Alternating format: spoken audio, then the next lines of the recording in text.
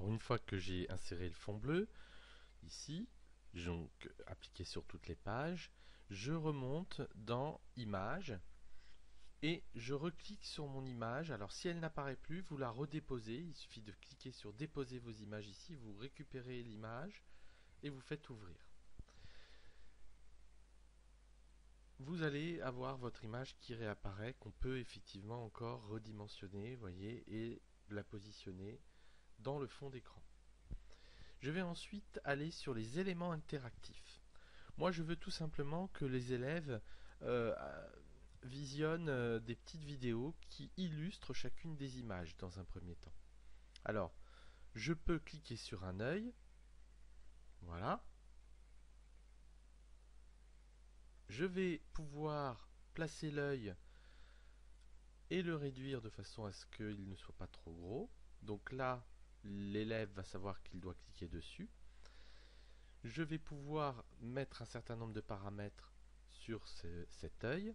Par exemple, je vais pouvoir le faire animer. Alors, en entrée, ça veut dire que lorsque la page s'affiche, je peux lui mettre un effet. Moi, ce que je veux, c'est en continu. C'est-à-dire qu'en continu, je veux que ce petit œil ait un effet, par exemple, d'impulsion. Vous voyez, il rétrécit et il grossit. Et cela en continu. On peut aussi lui faire un battement. Vous voyez, quand on clique dessus, on voit un petit peu la différence. Entrée-sortie, tourner à droite, vous voyez, à chaque fois qu'on clique dessus. Donc là, ou aléatoire, il va choisir un effet. Je vais prendre impulsion. Voilà. Donc ça incite l'élève à cliquer dessus. C'est ça l'idée. À partir de là, je vais cliquer sur la petite main. La petite main me propose plusieurs choses.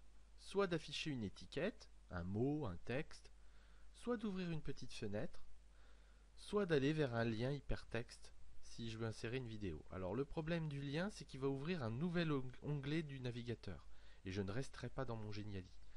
Moi, je vais plutôt privilégier la fenêtre. Donc je clique sur fenêtre. Voilà, alors pour l'instant, je suis dedans. Je vais aller sur YouTube. Donc en haut, vous êtes dans votre navigateur. Je vais ouvrir une nouvelle fenêtre. Ici, YouTube. Voilà. Je vais sur YouTube. Et dans YouTube, je cherche par exemple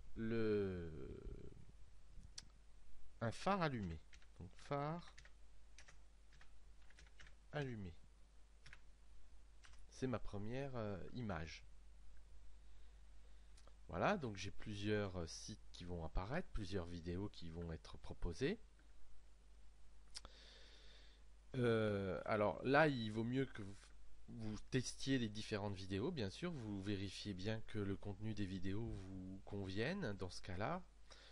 Donc moi, je vais prendre celle-ci. J'avais fait cette recherche avant hein, pour ne pas perdre de temps. Donc je vais cliquer sur cette vidéo. Je vais la mettre en pause puisque je l'ai déjà vue. Et je vais copier-coller ici. Je prends le lien de la vidéo qui est sur YouTube. Clic droit, copier. Je retourne sur mon Geniali ici. Voilà. Et là, dans mon Geniali, je peux d'abord insérer du texte. Et je peux aussi insérer une vidéo. Donc là, je vais cliquer sur la petite caméra. Puis ici, je refais clic droit, coller. Et je colle l'URL de ma vidéo. Et je fais insérer. Et là, j'ai directement le lien avec ma vidéo qui s'affiche. Et je fais faire sauvegarder. Voilà. Donc ce qui va se passer, c'est que lorsque l'élève va cliquer là-dessus, j'ai une fenêtre qui va s'ouvrir avec ma vidéo. Alors on peut le vérifier en mode prévisualisation. Donc en haut à droite, ici, je fais prévisualiser. Voilà ce que va voir l'élève. Alors il faut un petit temps d'affichage. Donc il voit mes images. Et là, le bouton, lorsque je vais dessus, je clique. Voilà ce qui se passe. Donc j'ai une fenêtre qui s'ouvre et je vais pouvoir directement lancer ma vidéo.